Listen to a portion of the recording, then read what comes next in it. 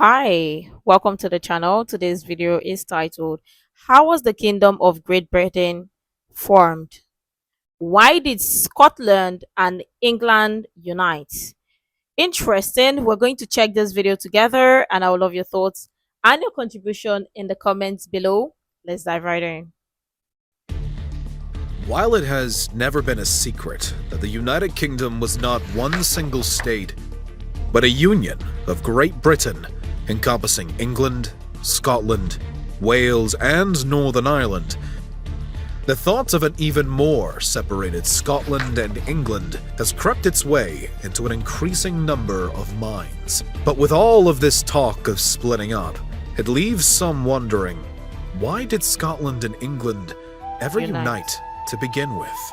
Going all the way back to the 16th century, England and Scotland had been two entirely different governments under different monarchs, and in the case of Scotland, uniquely controlled in part by the Highland clan system. Furthermore, for centuries, the neighbouring states had been at odds with on-and-off warfare, with the Scottish Wars of Independence being well remembered by both sides. War of Scottish Independence. My curious brain would want to check it. But if you have information as is Scottish or maybe British, I want to know. I'd love you to also share this because I would also do my research regarding it, but my curious brain would want to check the War of Scottish Independence because there's a history there is rich. It's going to tell something that's maybe some videos might not also clarify, right? The neighbouring states had been at odds with on-and-off warfare, with the Scottish Wars of Independence being well remembered by both sides. But when the Queen of England died heirless in 1603, a past of diplomatic marriages and childbearing set England and Scotland on an entirely new trajectory. A century earlier, James IV of Scotland had been wed to Henry VII of England's daughter, Margaret Tudor, and it was determined that, in the case of no Tudor heir being produced, the children of this marriage would be next in line for the English throne. At the time of Queen Elizabeth I's death in 1603, James VI was on the throne over in Scotland, and he was the great-grandchild of Margaret Tudor, meaning that he was suddenly a possible candidate for a new crown. The matter was not entirely simple, though, as a few factors, such as his mother, Mary, Queen of Scots, having been executed for treason, could technically strip him of his status as an heir. But nevertheless, as the eldest possible claimant, an experienced monarch with living sons, and a potential way for England to ensure Scotland would not make any further attempts to ally with France against them, James VI of Scotland became James I of England and Ireland.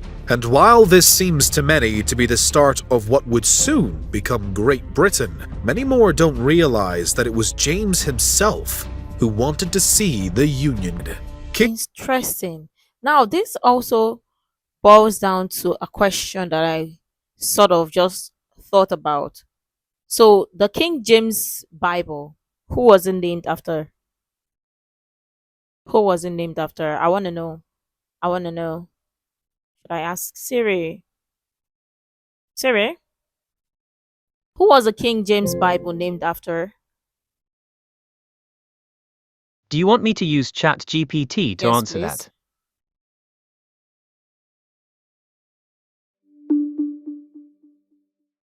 It was named after King James I of England, who authorized its translation in 1604 and saw it published in 1611. That was from ChatGPT. Check important info for mistakes. Thank you, Siri. Thank you. Oh, okay. Makes sense. Makes total sense. All right. So, he was here. James. Back a bit. And while this seems to many to be the start of what would soon become Great Britain, many more don't realize that it was James himself who wanted to see the Union created. King James, who had left Scotland in the spring of 1603 with the promise of returning every few years, in fact, only ever returned in 1617 and never again. He governed his home country by pen, as many describe it, and most of the job was left to a Privy Council in Edinburgh with a royal commissioner serving as the monarch's representative at parliamentary meetings. With James already proclaiming himself to be the King of Great Britain, what would later become the Royal Mail Postal Service was established to assist the king in his joint governing duties between London and Edinburgh. And he made Let me ask this. Why did he move to England? Why didn't he just stay in Scotland? Right? Does that make sense? Why didn't he just stay in Scotland and also rule from Scotland and England? So already, I want to know why he moved to England. Because there will be something there, right? So automatically doesn't mean that England as at then was the power holder. Still the power holder, but as at then was the power holder. So automatically any king or whoever the monarch had to move to England, right? Does that make sense? Was left to a Privy Council in Edinburgh with a royal commissioner serving as the monarch's representative at parliamentary meetings. With James already proclaiming himself to be the King of Great Britain, what would later become the Royal Mail Postal Service was established to assist the king in his joint governing duties between London and Edinburgh, and he made no secret of his wish for the nations to become fully united. By 1606, the early Union Jack was already in the works by the king's orders, and efforts were made at Westminster to push forward with the real unification process. But neither side was eager to be tied to the other, and James's hopes were gradually stripped away. Even so, it is debated by historians as to whether King James can be blamed for what would come next. While he did have ambitions for an unwanted union, James was also a Scot and is believed to have governed his homeland well, even from afar. But many historians have begun to accuse the first British king of neglecting Scotland as the years went on, and possibly being the first domino to fall in the developing reaction. Wow. Whether this rings true or not, one undeniable fact is that James's son and successor, Charles I, was more English than Scottish, having left Scotland by the age of 3, and this was readily apparent. Charles took the joint throne. But it's giving like, at this point they were like, okay, they were giving tribal war or whatever, if that makes sense, right? So my question remains, why did he move, since he is more Scottish, why did he move from Scotland to England? He could have as well, he could have stayed in Scotland, right? But he moved to England. I want to know.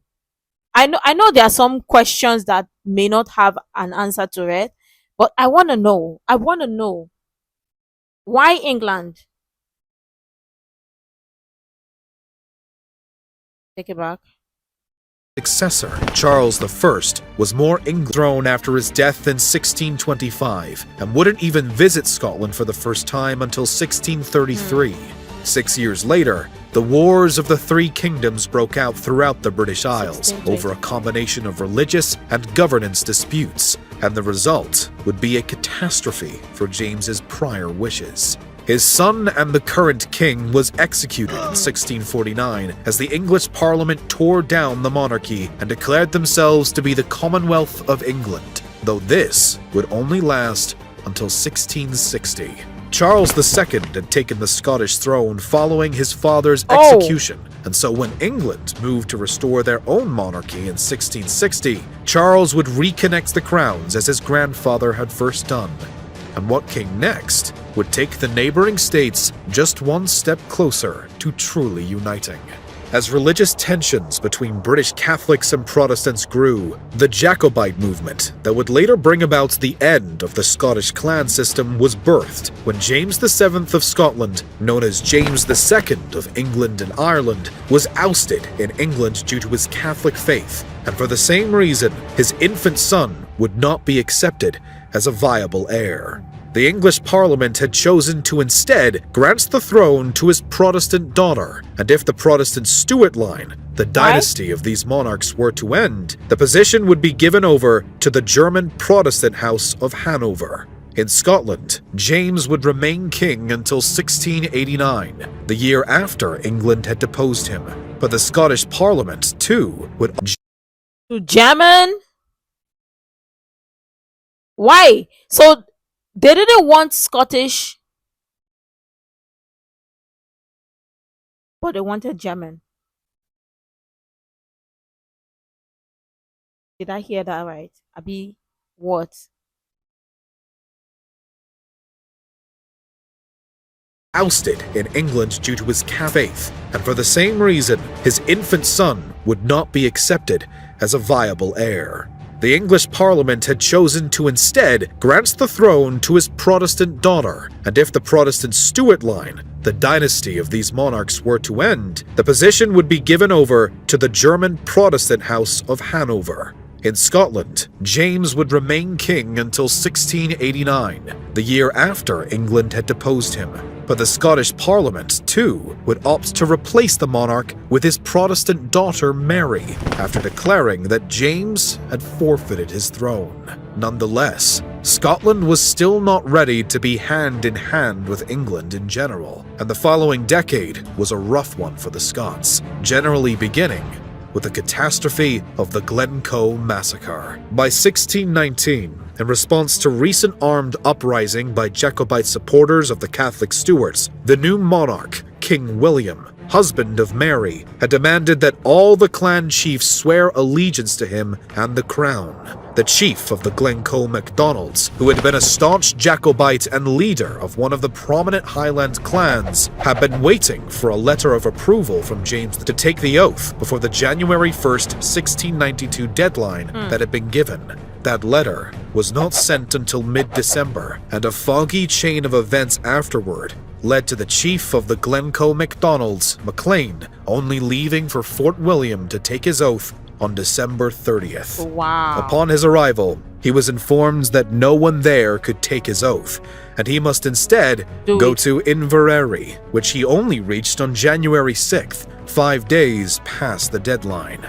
Even so, Maclean's oath was taken, and he assumed that all was well. Unfortunately for him and his clan, the Scottish authorities had already decided that the Glencoe MacDonalds would be made an example of. In February of 1692, over 100 soldiers, led by Campbell of Glenlyon, had been taken in as guests by the Glencoe MacDonalds for 12 days. Wow. On the 13th, though, 38 MacDonalds would be murdered in cold blood by their visitors.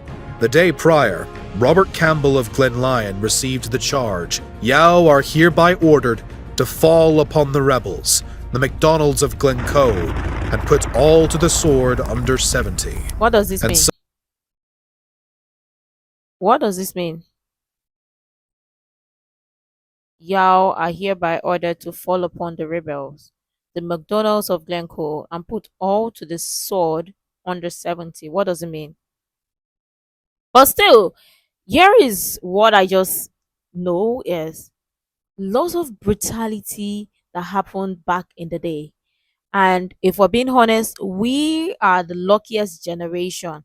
For we not to, or for us not to experience this level of brutality, we are the luckiest generation.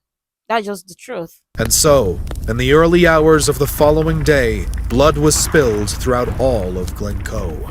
The chief would fall, in his case to gunfire, as did 37 of his clansmen and women.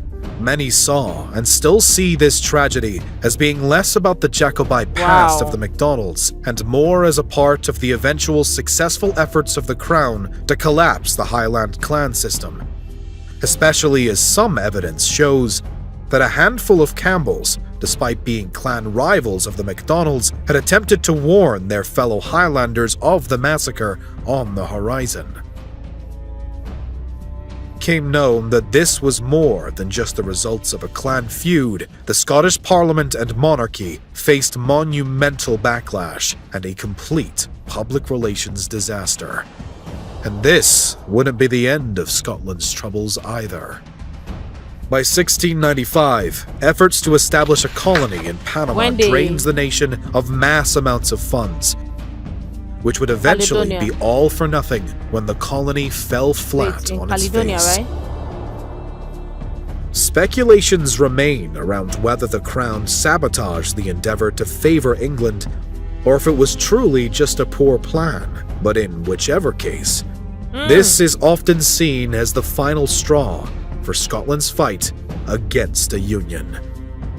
The Scottish Parliament would eventually succumb to English pressure in a tit-for-tat blackmail back and forth until 1707 that went from Scotland threatening to leave the Union of Crowns to Scotland signing the Acts of Union on May 1st, 1707.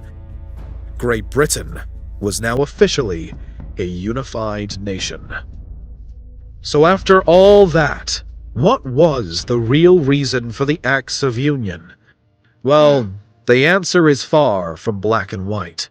Though the 45 Jacobite rebellion was still to come, and the fight for Scottish independence would never end for some, through a combination of chance with the Union of the Crowns, a unification sentiment from people such as King James VI, and other possible factors, such as the crumbling of the Highland clan system and the financial damage done by the failed colonization plan, the Scottish Parliament would eventually decide that a union was in their best interest, either their own or the nation's. For the English, securing Scottish friendship and loyalty meant that they no longer had to worry about a Scottish alliance with and threat from France, and eventually could bring an end to the Jacobite efforts to restore a Catholic dynasty to any throne. Whether the Acts of Union were signed with good intentions, or how good for either side the Union has been, is still hotly debated over 300 years later. But if history is to predict the future relationship between Scotland and England, it tells us one thing: nothing is predictable with these two.